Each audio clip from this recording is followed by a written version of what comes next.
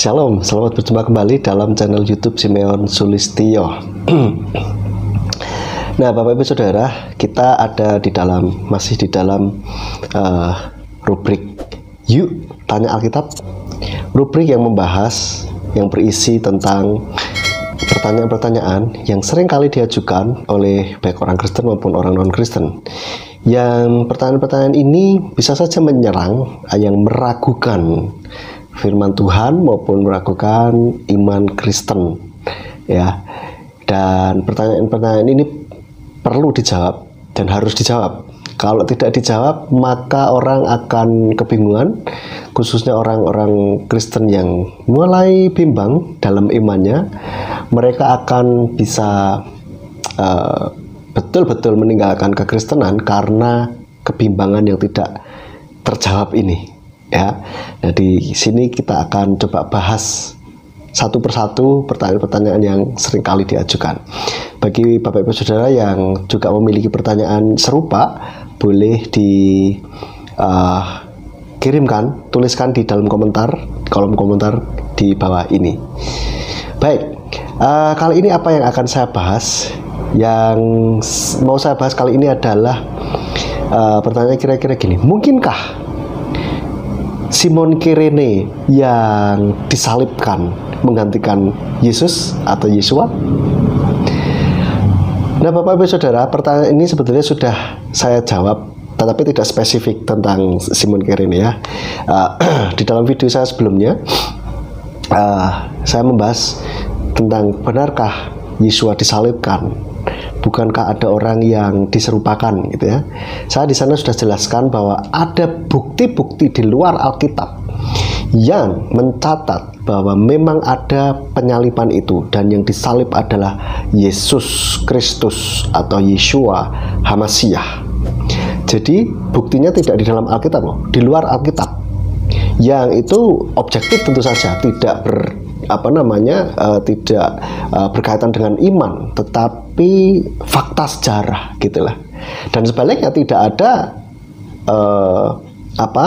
catatan sejarah yang mengatakan di dalam kurun waktu penyaliban itu, ya, mengatakan bahwa ini ada orang yang diserupakan gitu, sehingga Yesus tidak disalib, ternyata salah orang gitu kan, salah menyalibkan orang gitu. Nggak ada. Kalau ada pasti kan heboh dan pasti ada tertulis gitu. Tetapi ini nggak ada gitu. Dan mungkin tulisan-tulisan tidak pernah ada gitu. Ya, nggak ngerti kalau orang kok bisa menyatakan ini orang yang diserupakan. Ini nggak tahu itu dokumen tahun berapa, ya kan? Jadi itu.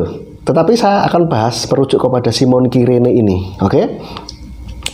Argumen orang yang mengatakan bahwa mungkin Simon Kirene yang diserupakan gitu kan. Baik, dia atau mereka mengambil ayat ini yang mereka pakai di Matius 27 ayat 32 sampai 34. Matius 27 ayat 32 sampai 34. Saya bacakan dari LAI, ya.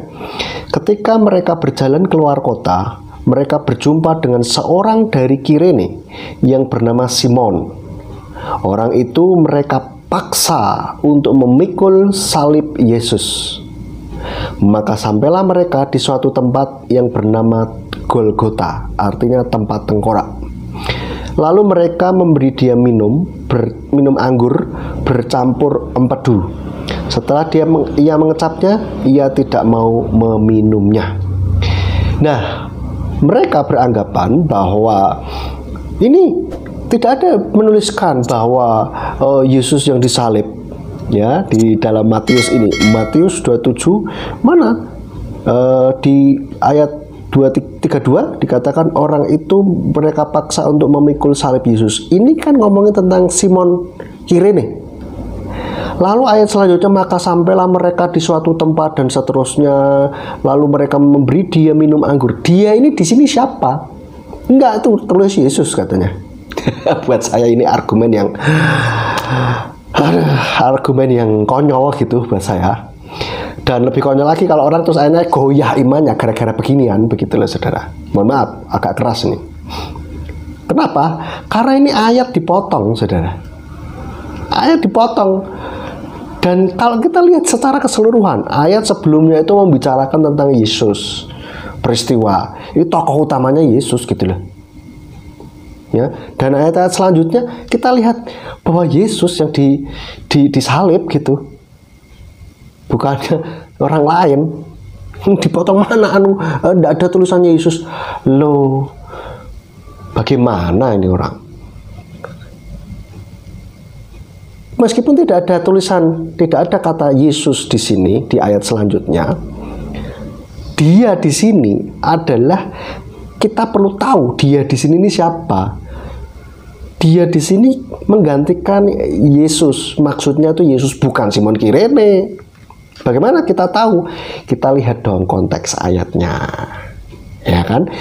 Dan kisah ini tertulis di dalam Injil-Injil yang lain.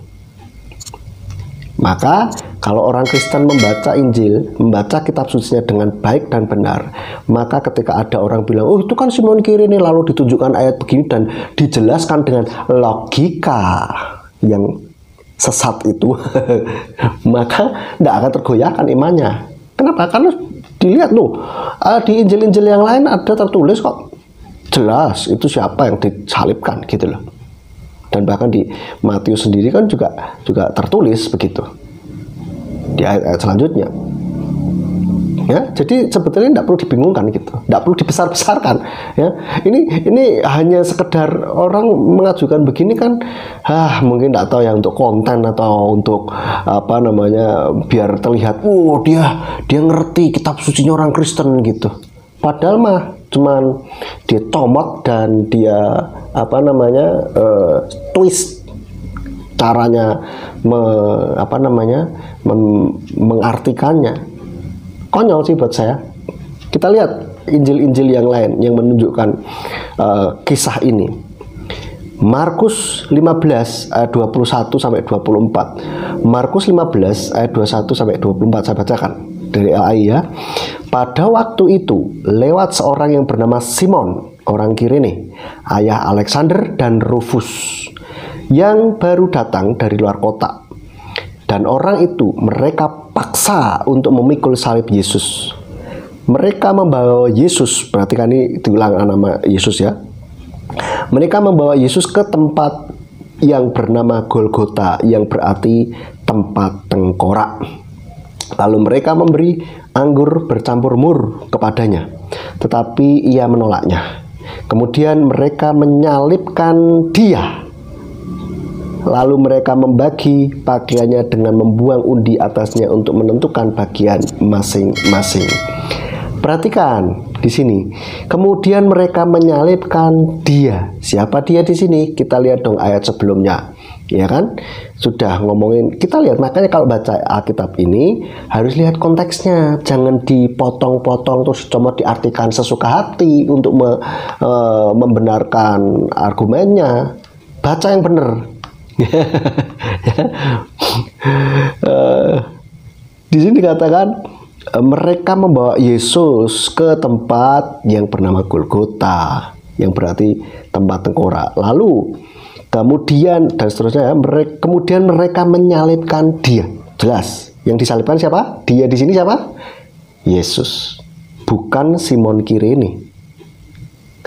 Oke, yang ke selanjutnya Lukas 23 ayat 26 sampai 27. Ya. Lukas 23 ayat 26 sampai 27.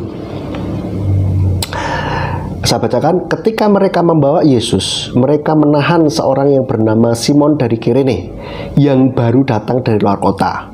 Lalu diletakkan salib itu di atas bahunya supaya dipikulnya sambil mengikuti Yesus. Sejumlah besar orang, perhatikan ini, sejumlah besar orang mengikuti dia. Di antaranya banyak perempuan yang menangisi dan meratapi dia.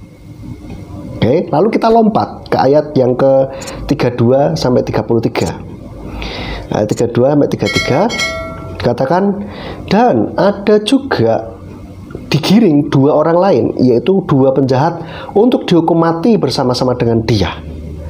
ketika mereka sampai di tempat yang bernama tengkorak, mereka menyalibkan Yesus. Perhatikan, mereka menyalibkan siapa? Simon Kirene, bukan?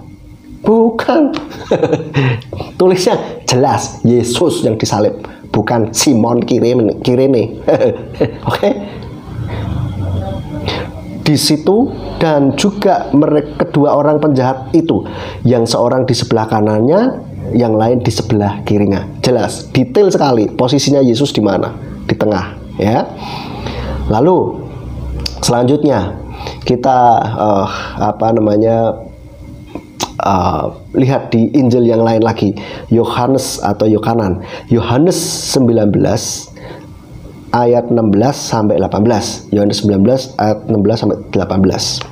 Dikatakan, akhirnya Pilatus menyerahkan Yesus kepada mereka untuk disalibkan.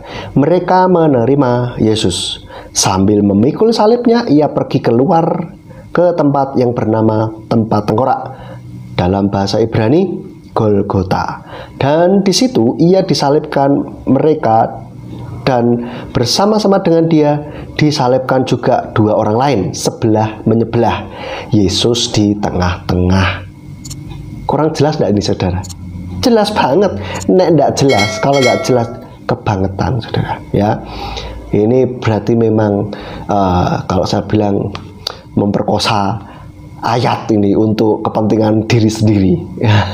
Nggak boleh gitu.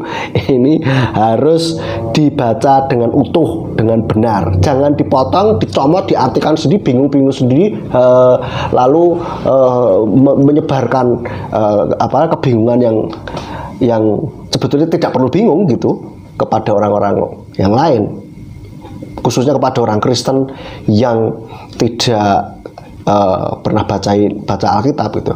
Oleh karena itu, mari saya undang untuk semua orang-orang Kristen yang mengaku dirinya Kristen, bacalah Alkitab dari awal sampai akhir, dari Kejadian sampai Wahyu, ya. Baca supaya kalian tuh ngerti gitu, supaya kita ini iman kita kuat gitu loh, stand firm di atas firman Tuhan. Jadi kalau ada pertanyaan-pertanyaan apa tuh nggak bingung, baru dikasih pertanyaan yang seperti ini bingung. Padahal jawabannya simpel sekali kalau kita baca keseluruhan ayat dan di dalam Injil-Injil yang lain jelas. Ini simpel sekali gitu loh, ya. Kiranya video ini boleh membuat kita jelas dan semakin yakin bahwa Alkitab kita itu ya dan amin. Firman Tuhan itu ya dan amin. Alkitab yang kita yakini, yang kita imani ini benar, tidak ada kesalahan di dalamnya. Oke? Dan biarlah kita tetap kuat di dalam kebenaran firman Tuhan. Jangan pernah tinggalkan Yesus atau Yeshua HaMasiah untuk yang lain. Kalau ada keraguan, silakan datangi pendeta saudara, atau silakan tulis kolom komentar di sini. Mudah-mudahan saya bisa memberikan penjelasan yang jelas. Baik, itu saja. Sampai jumpa di dalam video saya yang lain. Jangan lupa like, subscribe, share, dan bunyikan loncengnya supaya saudara bisa mendapatkan video saya yang lain, yang sehingga ada notifikasi gitu ya. Baik, begitu saja. Bapak Yahweh di dalam nama Tuhan Yesus HaMasiah memberkati kita semuanya.